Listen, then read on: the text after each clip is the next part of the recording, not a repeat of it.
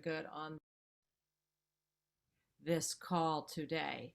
So thank you again for being with us. What we're going to do is a little different from normal. You've all been muted and the chat box has been closed. Normally we like to have a conversation, but with this many, we think it'll be distracting.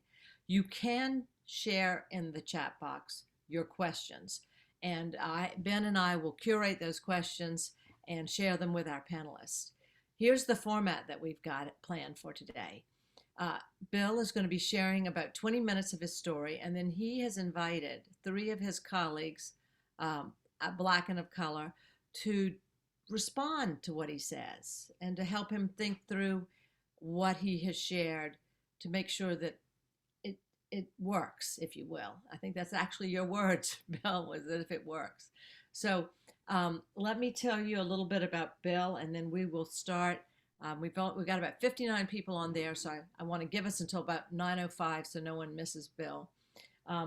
But Bill grew up in Greensboro, North Carolina, which, as he just reminded me, is larger than Charleston. He went to Chapel Hill undergrad and then went to Princeton Seminary, so he does have a theological background and training.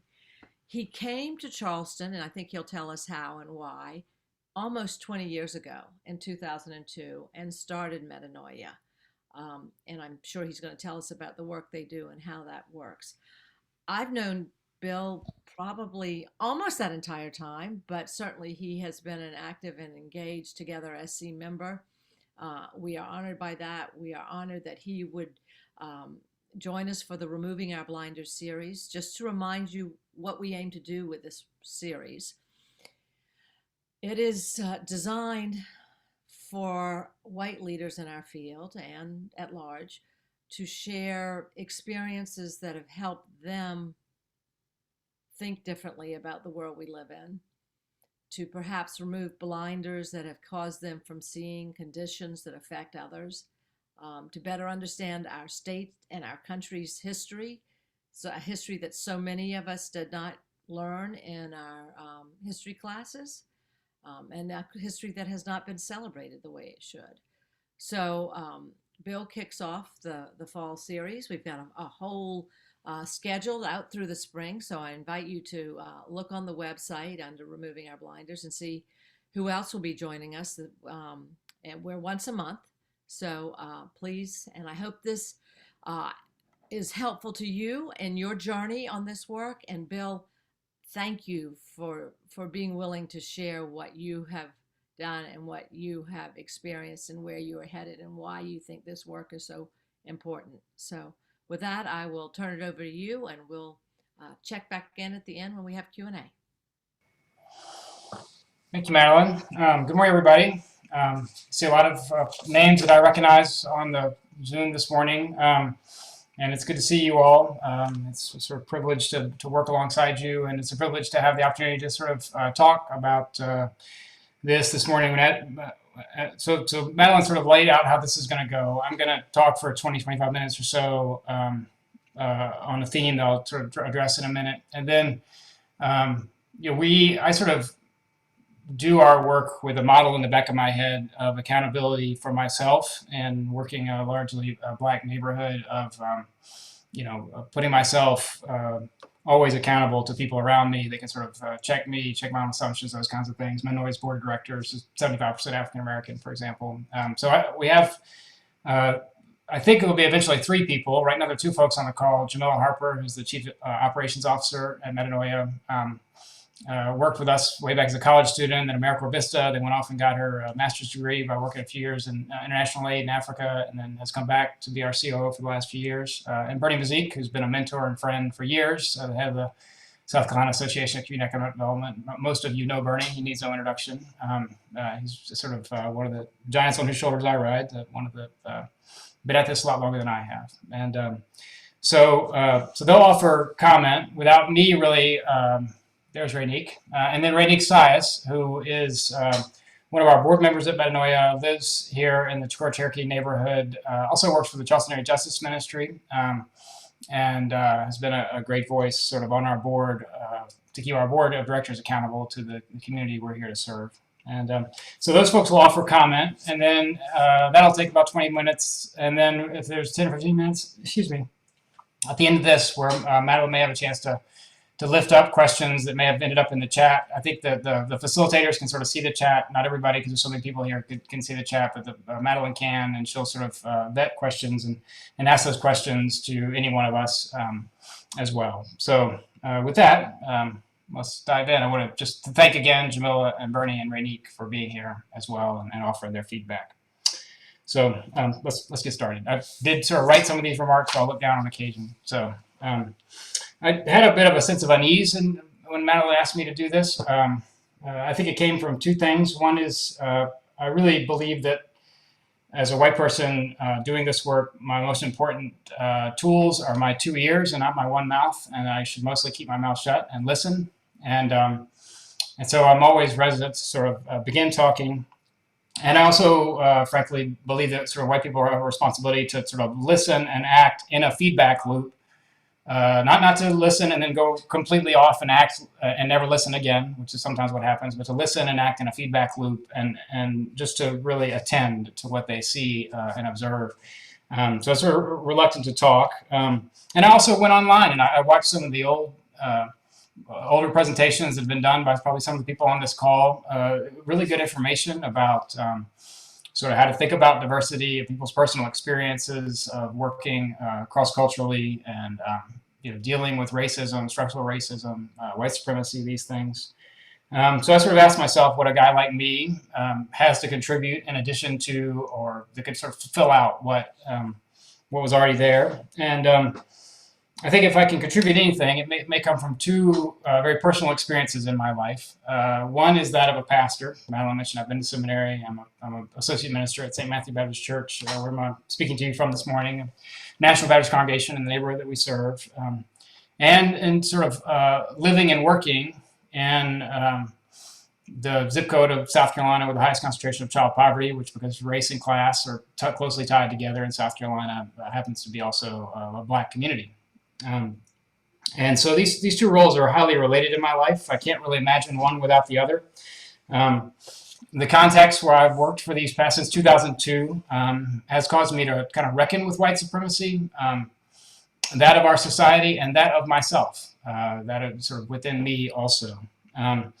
So I want to sort of speak to that, to sort of dealing with these issues as a spiritual journey, as soul work, if you will. It doesn't have to be spoken about that way. It can be very practical. There's lots of good practical advice to sort of do it, but I want to sort of speak about it from that perspective. I'm going to try to speak not just sort of from my own Christian tradition, which has lots to say about these things as well, but from kind of a perennial tradition, asking what different faiths and religious traditions have in common. At first, it may seem like we're not going to talk that much about racism or white supremacy, but we're going somewhere, I promise. So just hold on for a few pages here, and we'll get there. So here we go. Across different cultures and traditions, in broad strokes, the spiritual journey can be described kind of like this. Life is hard. We experience, as a result of life being hard, sort of wounds and traumas, difficulties. And as a means to dealing with those difficulties, through our conscious efforts and our unconscious efforts, we begin to sort of put up a little wall between us and whatever it is that's difficult. And, over time, depending on how much difficult we have to deal with, that wall can get bigger and bigger and bigger. By the time we're adults, we end up sort of being well-guarded islands of singularity, if you will. We sort of don't let a lot of people in. The wall can look a lot of different ways for a lot of different people. For some people, it's anger. For some people, it's accomplishment, it's titles, it's privilege, it's power. But it's all a wall. It's all built to sort of create a barrier between that which one might think is traumatic and what one really experiences, who one really deeply is. At first, it feels safe to build a wall until we realize that the very walls that we built to protect ourselves are also keeping us from seeing reality as it truly is, from experiencing reality as it truly is. At the individual level, modern psychology might call this wall our ego. Spiritual teachers have called it our false self, our fleshly self, if you will. Whatever you want to, different people have called it different things. It's defensive, is scared. It's that voice in us that tends to obsess about things when we feel threatened. It keeps us separated from reality itself. At first, when it's threatened, we find ourselves angry and obsessive to keep it up, because to let it come down at first is too vulnerable of a sensation. It literally feels like we might lose ourselves because we created it to maintain a sense of ourselves. So to take it down feels like we might be annihilated, which is why great spiritual teachers could say, in order to find yourself, you have to lose yourself. They're really talking about, in order to find yourself, you have to be able to take down the wall of defenses that you've created and begun to identify with. We begin to self-identify with that wall and feel like to bring it down is too difficult. So there's no greater tool to prop up the false self, this wall, than what a French literary critic and anthropologist René Girard called the scapegoat function. The name comes from the book of Leviticus, where if you go back and read the book of Leviticus, every year or so, the children of Israel would have a ritual where they would grab a poor goat and they would ritually heap the sins of the people upon this goat and then send the goat out in the wilderness. And what Girard recognized is that was sort of an archetypal thing and sort of a Jungian standpoint that all people everywhere seek to relieve the tension of taking down their wall by finding scapegoats, by finding sort of ways that they can place their own anxieties, heap those anxieties onto others, and so doing, the scapegoat thing was great for people of Israel probably for a few weeks. They sent the goat out in the wilderness, everybody felt better. But the problem was it didn't actually deal with the real issue. It didn't actually cause people to go and talk to each other and reconcile with each other and to build bridges they needed to build in order to actually make things better. In the broadest sense, I think those that choose to go on a spiritual journey in life are those that choose to recognize their wall, to avoid the scapegoat function, and begin the difficult and hard work of taking their own wall down. And because everybody's wall is different, that work looks different for everybody. But there are wonderful examples of communities doing this across the country. I think probably the best example is Alcoholics Anonymous or the various different sort of spin-offs of AA, 12-step programs. They're engaged in deep soul work that involves doing exactly what I'm talking about today. The recognition of one's wall often comes only when our walls cease to work for us, when there is some shock to the system that wakes us up from reality and makes us realize that the wall is hurting us more than it's helping us. Many don't ever receive such awareness, and they leave their walls up, and in so doing, they do as much harm to themselves as others. They do harm to everybody around them. They sort of transmit that trauma rather than transforming it. I don't know where each person on this call today is, but I can guarantee you that all of you are somewhere on that journey because it's a human predicament. Everywhere is somewhere on that journey. Every human being is on this path. This is why spiritual traditions sort of share a way of speaking about this path that was sort of, you dig through the language, you can sort of find it everywhere you look. Where did I leave off here? Here we go. So just as individuals exist on this path, so do groups of people. Indeed, I think one can read the history of white people in our nation with this kinds of lens. There's a great book that I can't recommend highly enough by the trauma therapist Resmond Minikin called My Grandmother's Hands, where he recognizes that Europe during the time of colonialism was a harsh and difficult place. It was traumatizing and unsafe. Many came to these shores for the same reasons that immigrants are struggling to come to our country now. Life was hard, and they were looking for something hopeful. We find examples of externalized trauma all over the place in colonial America, from the Salem witch trials to the treatment of indigenous people. And certainly we find it occurring among almost immediately after John Rolfe unloaded 20 enslaved Africans in 1619 into the Jamestown colony. From that point on, white people looked to black people to avoid work. They looked to black people to avoid physical work. They looked to black people to avoid interpersonal work by sexual abuse, rape. And white people used black bodies to avoid their very soul work as well. to avoid looking at themselves, dealing with their own traumas between each other, they found a scapegoat. And they sought to ride that scapegoat to avoid and relieve their own anxieties between one another. The resolution that too much of dominant white America either constructed or fell for was the false self of ego, or the ego identity of white supremacy. We built a wall around ourselves that falsely said that the color of a person's skin determined who they were. Just as an individual might put all sorts of energy into creating a false self, people do it all the time at the individual level, white America put all sorts of energy into creating systems of white supremacy, into building this wall, this ego self of white supremacy. We had science developing rationales. We had economic systems to keep it in place, certainly. Certainly, the institutional church played a major role in this effort as well. The church I grew up attending wouldn't have existed, the Southern Baptist Convention, if it weren't for a need to add religious justification to the white wall of false self white supremacy.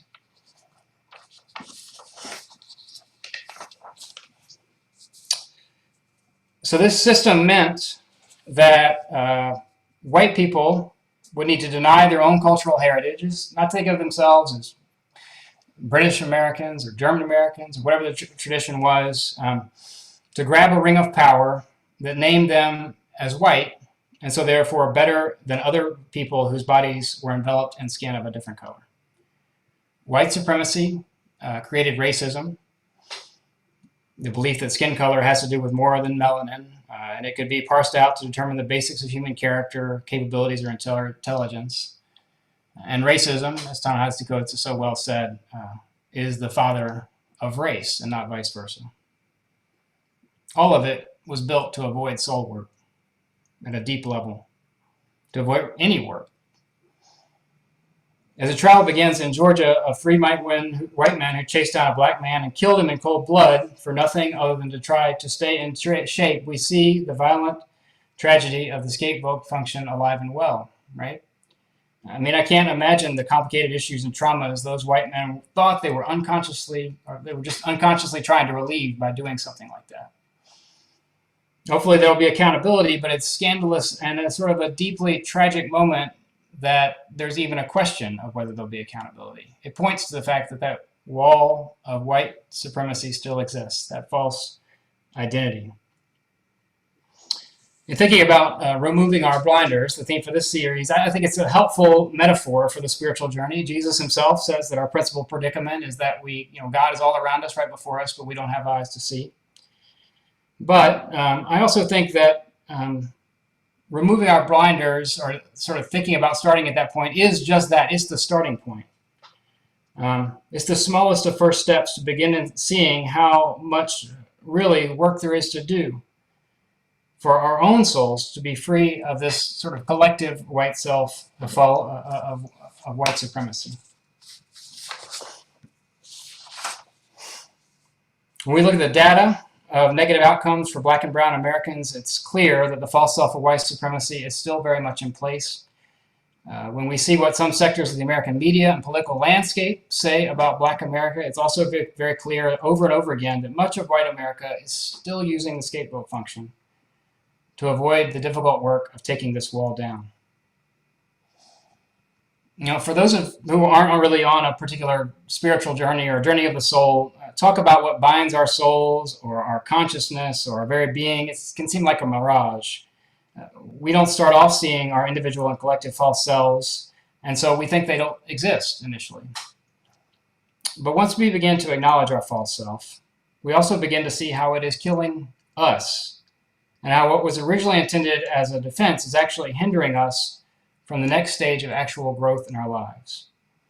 It's keeping us from a deeper connection with love, with one another, just a deeper connection in general.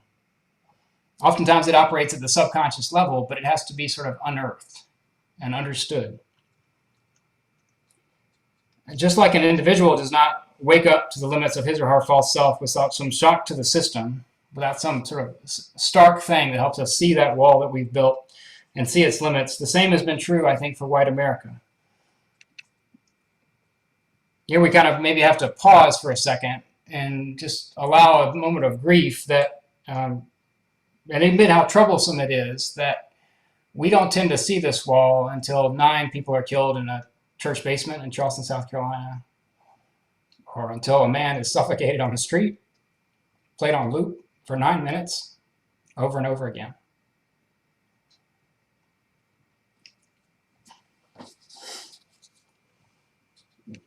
Despite the life I've chosen for the last few years, I don't know what it's like to be Black in America, but I imagine it may have some parallels to being in a relationship with a person in your life whose failure to do their own personal work keeps causing you harm.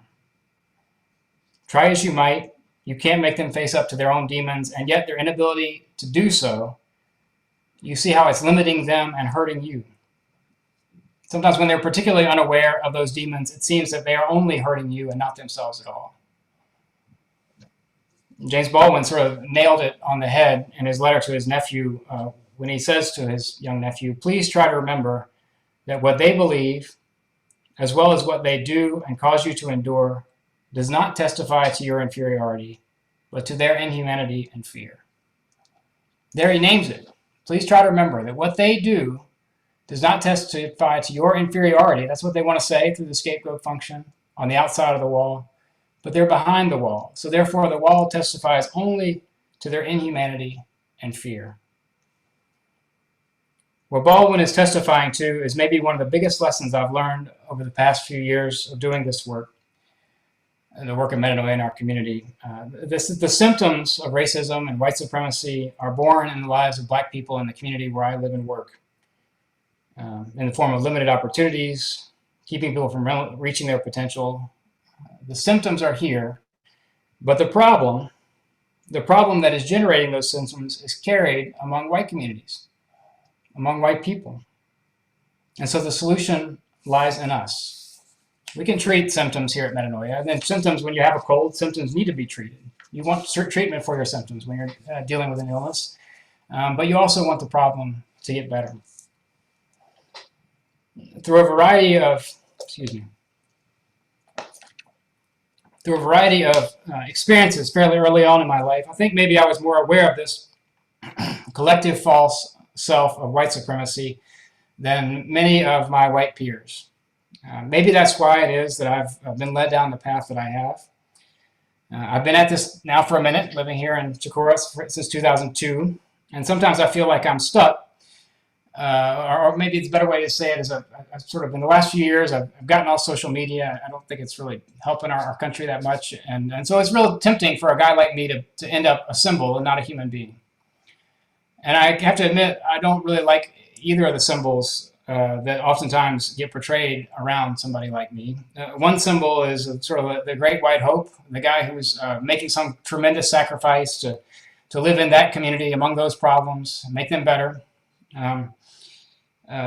From where I sit, that's not quite accurate.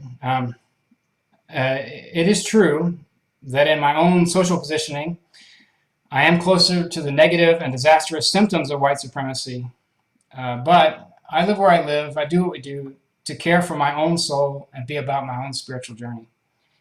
I found shelter in this community, actually farther from the problem. I live farther from the problem than I would have been had I chosen a more expected path. And a guy from Princeton Seminary is expected to preach at some big steeple white church somewhere. I live farther from the problem, not closer to the problem, than I would if I had taken that route. I have friends that do that job, and I oftentimes speak to them about how close they are to the problem. They deal with things in their lives that I don't have to deal with based on where I live. Likewise, I never begrudge anyone who wants to sort of critique the symbolism of my life to say maybe a white guy shouldn't be in this neighborhood at all. Some of those critiques come from a place that I need to listen to. And if I were on the outside of my life looking in, I might have those critiques myself. What is amazing to me is not that those critiques exist, but how often Black and brown people have been willing to be with me on this journey, despite my shortcomings, to treat me not as a symbol, but as a human being. We are all, in the end, healed of our false selves by trials and grace.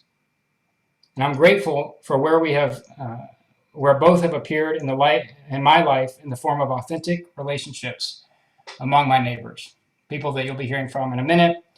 It amazes me amazes me that there are people in their 60s, 70s, and 80s here at St. Matthew Baptist Church that allow me to be their pastor.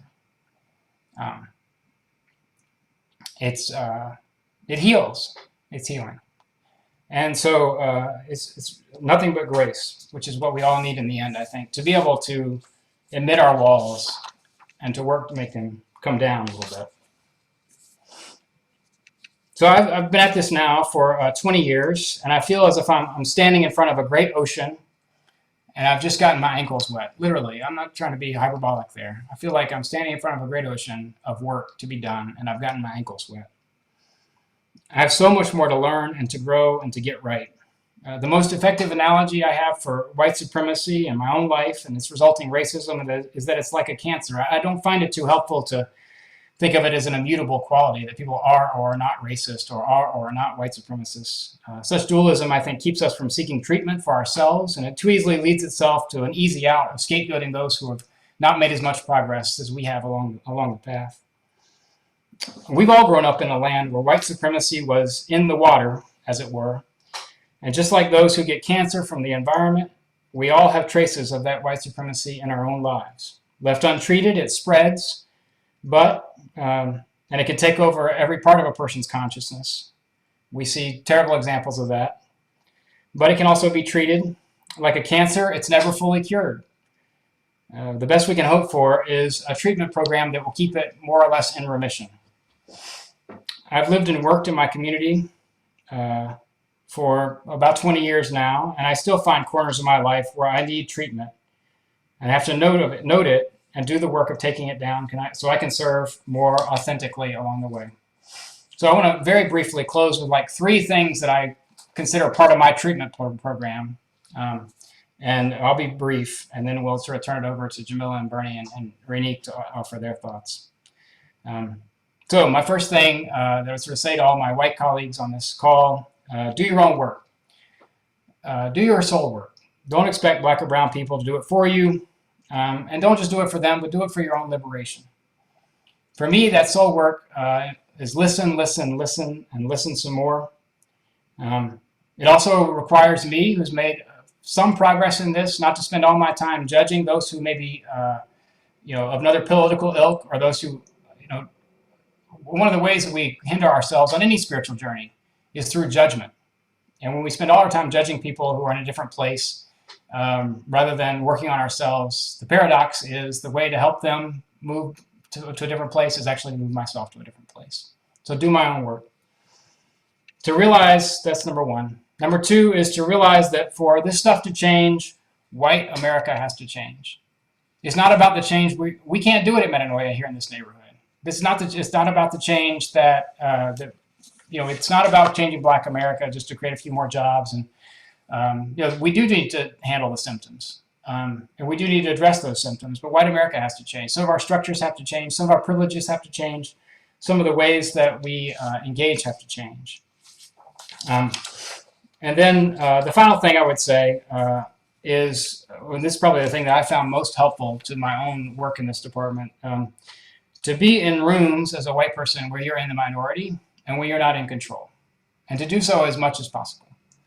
Here I have to refer back again to Resma Minikin, whose work put a whole language around this and really helped me understand and be very intentional about it, and helped me understand sort of when you are a white person and you move into a room where you're not in control and where you're not in the majority, it's real tempting to sort of look around and treat it like a tourist would. But what I've learned, what Resma sort of taught me, is to pay attention to yourself. Where do things begin to arise in you? Where does tension begin to arise? Where do feelings of unease? Because those are oftentimes the very moments that point you to work that you need to do. So that ultimately, you can get more comfortable. I do think that, sort of in closing, the resolution of any great spiritual path is that one sort of makes a journey and one arrives back at the same place, but with a different set of eyes and a different heart and a different ability and a new sense of power to interact with the world in a different way. And the good news of this season, maybe in American history, is that by virtue of maybe technology, cell phone videos, the internet, we're no longer able to, like we might have done 30 years ago, sort of pretend like the collective false self white wall of white supremacy doesn't exist. We see it both in the way black people are treated, by authorities or others. We see it also in the way that the wall by some corners of the American electorate is celebrated, and not, apologize for it all, but like sort of put a spotlight on and say, no, we have to keep it that way. And that's, when you sort of begin to see it from a spiritual sensibility, that's not at all surprising, because that's what what the greatest temptation that all of us have is to so identify with our wall that we think to bring it down will ruin ourselves. And so I think that, but the good news is we can all see it now. And so I want to just sort of encourage all of us to do that work, to do that soul work. I want to thank the people you're about to hear from who have been sort of accountability partners for me in this work. I'm not perfect. I do make mistakes for sure. But that's sort of what the road is about. And finding people that can keep you accountable and keep you making progress and still see you as a human being, I think is really important. So with that, I'll pause and stop talking and just sort of welcome Bernie and Jamilla and Raynique. Raynique, I think you joined a minute later, so I did sort of provide a brief introduction to each of you. But I'm going to sort of be quiet now and I don't feel a need to say anything else at all this morning unless asked. But I just let you all sort of offer comment and feedback to what you've heard today. Thank you all.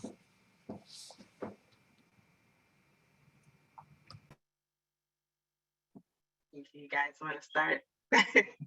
Well, I just want to say first, thank you, Bill, for your vulnerability and your ability to be able to speak your truth and share with other people. I think that first of all was amazing. So I just want to give you a hand clap of praise for that and thank you for that. We appreciate all of those things, and then I'll let Jamilla or Bernie say anything.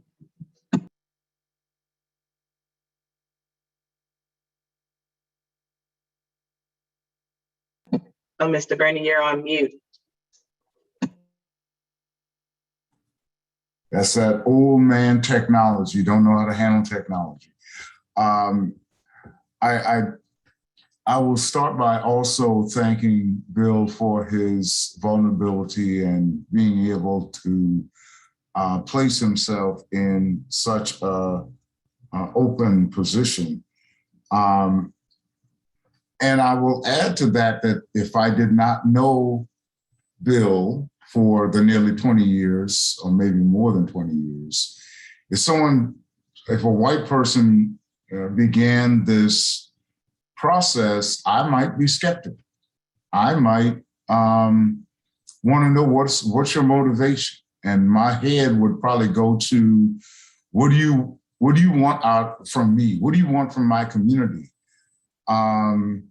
And I think that for those white folk that may consider this journey, that's something I think they're going to have to be prepared for, because we as the Black community have been abused and we've been taken advantage of so often by good white folk that said, I'm coming at this differently. And so I would say that white folk need to be ready for that skepticism, at least from me. Now, I will say, I'm old. I'm old enough to remember segregation. I'm old enough to remember the larger society not valuing community. So that's my truth. That's my bias. So I'm curious for my younger colleagues. Would you view that from an eye of skepticism? And what advice might we give good white folk who want to walk down this journey? I as you were saying that, I was thinking to myself, it has nothing to do with being old. It has to do with the relationship of white supremacy to the Black community. I'm not that old. I'm just 36. And young child. I think it has to do with having the grandbaby at 36 that makes me feel old. But I think the relationship for me with white supremacy makes me skeptical. The history that I know, probably not the history that's taught in school, but the history that I know from having older parents and older folks who have lived through the segregation and among other things that have happened in the past, just the trauma that's passed down generationally that comes from this community. I think I have a skepticism of a white person that I don't know, that has not built a relationship with me or with my community. I would have that skepticism. Yeah, I would agree in terms of skepticism. I know when I went to college, which was in the early 2000s, that there was, I feel like, a spirit of multiculturalism and intercultural perspectives, and it was definitely pre-Obama, and so I think there was a movement or a feeling that progress was happening. And one of the things that, or a couple of things that are interesting to me, is that as we continue to progress, I feel like with social media, it's now becoming more locked in the body. So like my example is that like one of my younger colleagues in their 20s, right? Like the fact that they've been watching people get murdered via their phones, via social media, via Twitter since they've been children. And it's not something that you can move past. In fact, I think it's even more traumatizing to see that now. In my own personal story of the fact, Bill mentioned I lived in Kenya for 5 years. And my own thinking, like, I've moved past it, I've moved beyond it. I've done work and I've been out of the country and I've seen us Black people doing it, right? Only to come back home and blue lights to come on behind me. And I pull off and I sit at the light for a second and the blue lights go past me, but my heart is racing afterwards. It's locked in the body. And so there's so much self-work that I have to do on the day-to-day to breathing techniques, calming techniques, self-nurturing, self-love, just passively trying to work that out of the body so that I can come back into the world and into the work that I do every day with love and compassion and hope and believing that more is possible. And even I know it's sometimes in meetings, Bill is not necessarily a fan of it, but sometimes in meetings, I have to sit with myself. I have to sit with what I'm hearing and what is going on and process that before I'm able to re-engage. But it's because it's like there's something, and I understand and know that there's something more possible, something better possible. Let me find a way to articulate and advocate for what that is and bring unity at the same time. And sometimes it doesn't happen in the same day. Sometimes it's a couple of weeks and the answer comes back. Bill can attest to that. But I think that's some of the perspective that I see in terms of it's not necessarily generational. It's carried in our bodies, and it's a lot of work that we're doing, especially in this nonprofit world, the social, the government world, to move things forward. Yeah, and if I could lift up that, trauma for a moment, because we in Charleston have a recent reinforcement of welcoming in the good white person, and that good white person turned a gun and killed 9 people. So, Bill mentioned, for white folk to enter into a space where they're not the majority. Well, some of us ain't gonna do that because we have a manual AME church there. And in order for us to create that environment to allow good white folk in, we're going to have to do some work, but I want to encourage white folk to think through, how do you enter that space in a way that engenders trust or engenders the ability for there to be authentic relationship, authentic conversation. To my white colleagues on the Zoom, you're dealing with 400 years of trauma. It's woven in our DNA. This is not something that can be dismissed easily. Oh, the walls of segregation are down. Oh, the legal barriers are down. But when Bill talks about soul work, that is something that has to transition and transcend 400 years of trauma. 400 years of trauma.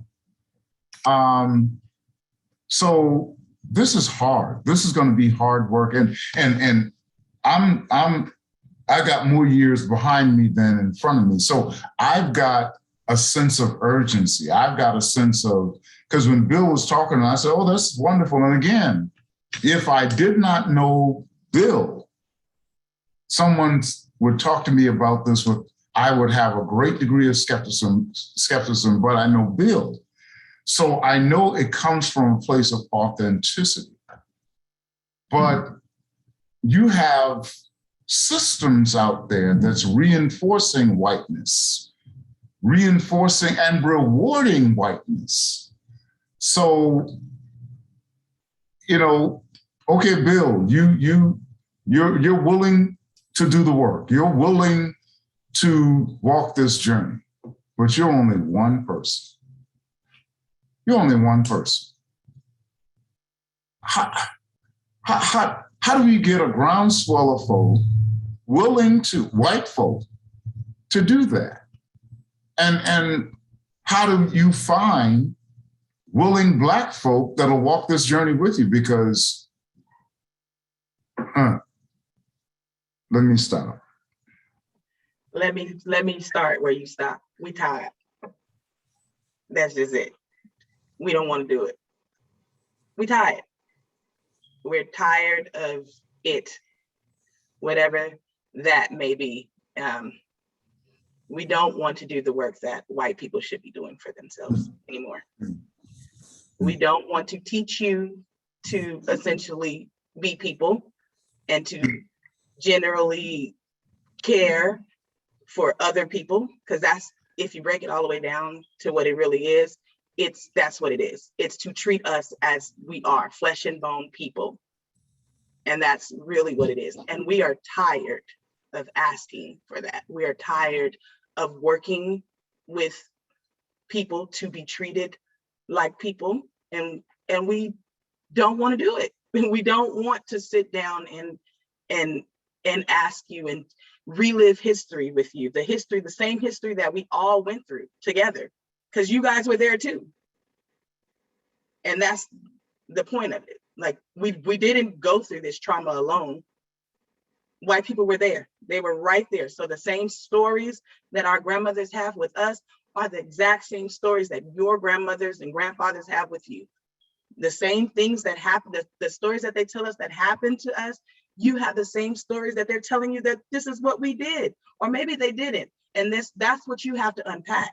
We shouldn't have to unpack that for you. It's not our job. It's not a requirement for us to go. How can you tell the abused to fix the abuser? You don't tell a battered woman to go and treat her husband that beat her. So why would you tell us to come and treat you? That's not fair to our community. And we plain and simple don't want to do it. You should be doing the work. You should be unpacking the stories. You should be reliving the history. You should be going to do the work within yourself to to treat your own illness, which is white supremacy, the illness that white people created for themselves. That's how we're going to heal the land, when you start to create the medicine for yourself.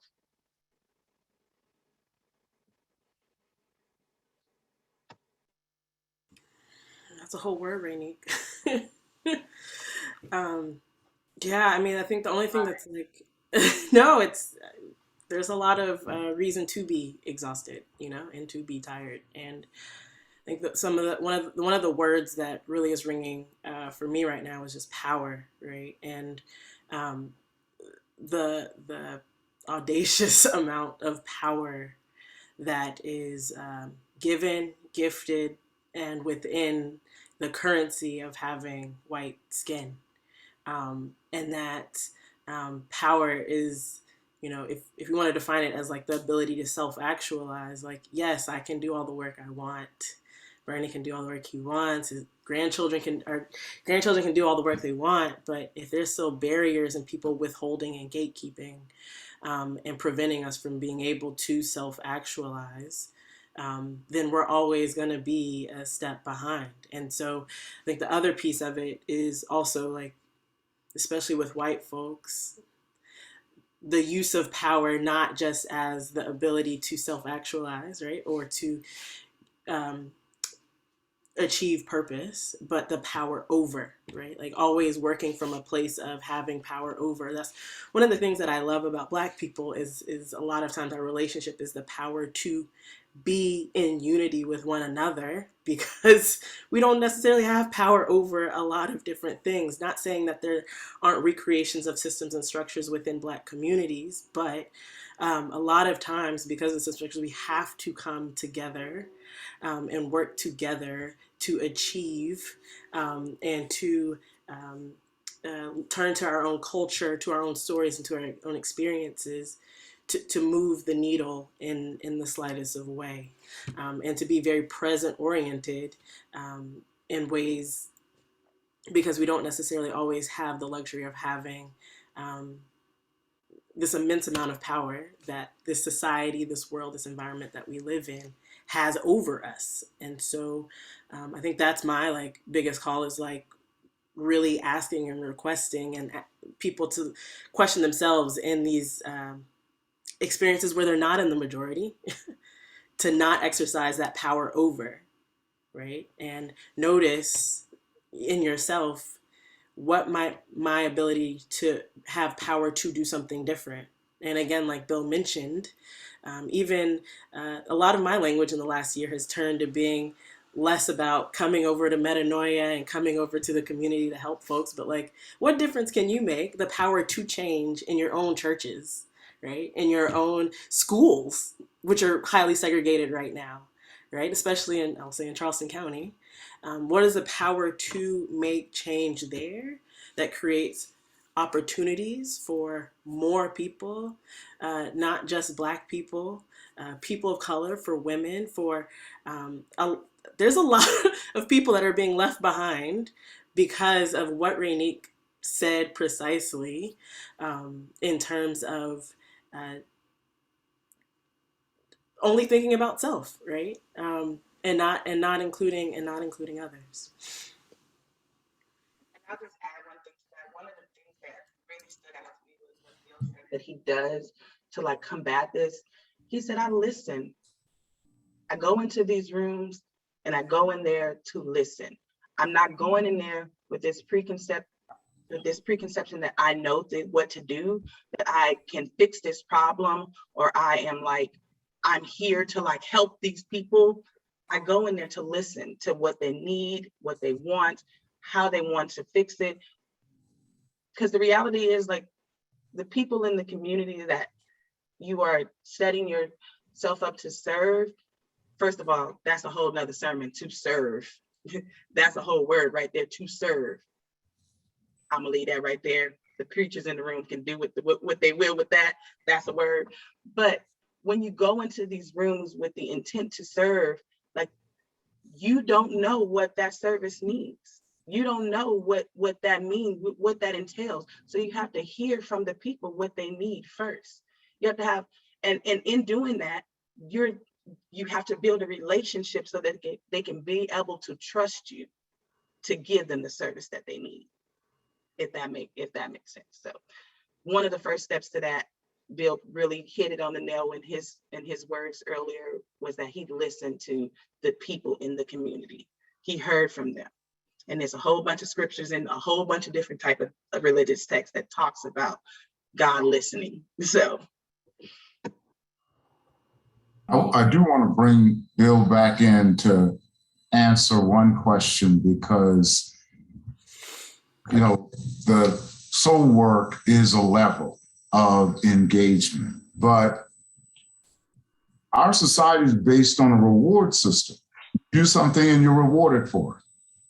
And for whatever, however we want to frame it, the systems are rooted in whiteness. So, Bill, what's the reward for anyone to do this soul work? Any white person to do this soul work? Yeah, that's a great question, Bernie. I think for me, the reward is seeing the system. You know, it's all of a piece. Like, the system of our society is very much based on a system of reward, and you know, everybody on this call probably is going to sort of intake more messages today that say their fundamental purpose is to be a consumer more than anything else.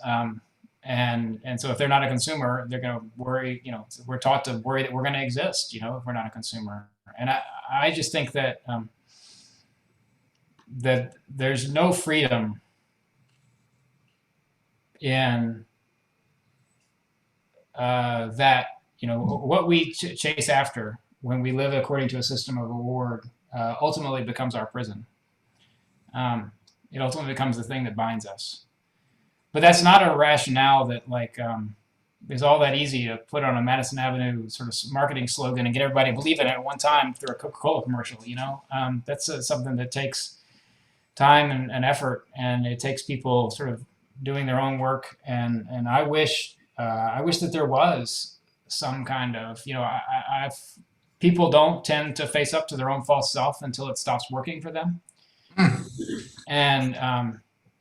And I think that in the past year, maybe America has had to face up to its false self of white supremacy, but it still works for a lot of people, frankly, because they're not willing to. And so I don't know what it's going to take to, you know, you know, in our environment, I don't know, you know, we sort of have a false self of dominance and consumerism in the environment, which is sort of overlaps with this white supremacy thing. And, you know, we may end up in my lifetime having a catastrophic series of events that causes us to face it, you know, because people don't tend to face it. You know, the alcoholic doesn't tend to face his false self-alcoholism until everything falls apart.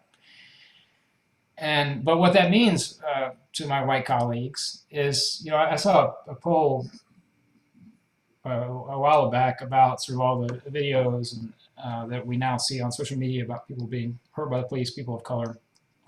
And, you know, what was interesting about it is the people of color sort of, white people were thinking things were getting worse and worse. But in this poll, people of color were like, no, that's white people are just seeing what things have always been there. So actually things might be getting, just by degrees, a little bit better. Like, because now actually we're all sort of singing from the same sheet of music on a certain level. And I think that ultimately, one thing we can't do as white people is we have to do what we can to not be like the scapegoat function is so critical to me, because whenever we avoid tension, we avoid soul work. And when we avoid tension, people get hurt. And it's not us, you know? And so like we push off the tension to somewhere else and say, well, I'm not going to think about this stuff. I'm going to go buy a car today, you know, which is sort of like the American way, right? I'll put a gate on my community and not have to worry about it anymore. But when we do that, ultimately those things still, you know, they become prisons to us. They become, you know, which, you know, a lot of us know white people that, like, sort of, as soon as you touch on this subject, they become totally different people, you know. They're bound by it. It's like, you know, in the New Testament, they'd say they'd have a demon. Like, that's what it feels like. Because all of a sudden, like, Uncle Tom, who was a nice guy, all of a sudden you touch this thing and, oh, whoa, you know?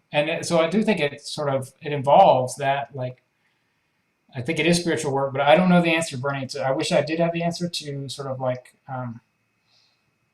how we get it collectively shifted. Um, all I know is the way we don't get it collectively shifted is business as usual, and just by like tuning ourselves out. And also for us progressives, the way we don't get it shifted is thinking about how good we are because we can take a selfie at a march and not and sort of judge everybody who voted for Donald Trump or whoever, and not actually deal with the tensions in our own lives. So. And Bill, maybe Well, that's where I can interject, and I so do not want to stop this conversation. I thank you all for your honesty and your sharing. But as the timekeeper, it's 9:57. I know Bill has to be someplace. We've had some questions that we didn't get answered. We've really just touched on going from white supremacy to something the nonprofit sector is so guilty of the wife savior complex. And I would like to invite the four of you to maybe come back with us and continue the conversation. Because I think for those of us in the nonprofit community, where we aim to go into a community and we're not of that community, and we aim to serve, as Bernie said, we are doing more harm than good. And we have got to figure out how to do it differently. Bill has taken one approach, but there are other approaches, and we have to work on it. And I want to thank you for your honesty and for being with us. I want to thank our audience for listening and not leaving, and realizing how important our individual work is in this. And Lord knows I have a lot to do with it. But I wanted to ask that, share your questions and thoughts and ideas with us, and let us see if there's a way that we can continue this conversation. If you, Bill, and Bernie, and Jamilla, and Raynique would be willing to do that with us. Because it is a big ocean you're standing in front of, Bill. And Bernie, time is short for those of us that have been around. And we do want some kind of change to happen. We do want, I think, maybe what the soul work gives is peace.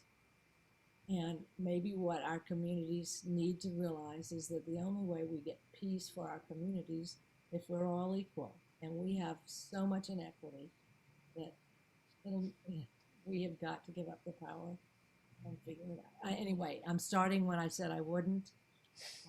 Thank you, thank you, thank you. And I hope we will be able to continue this conversation again.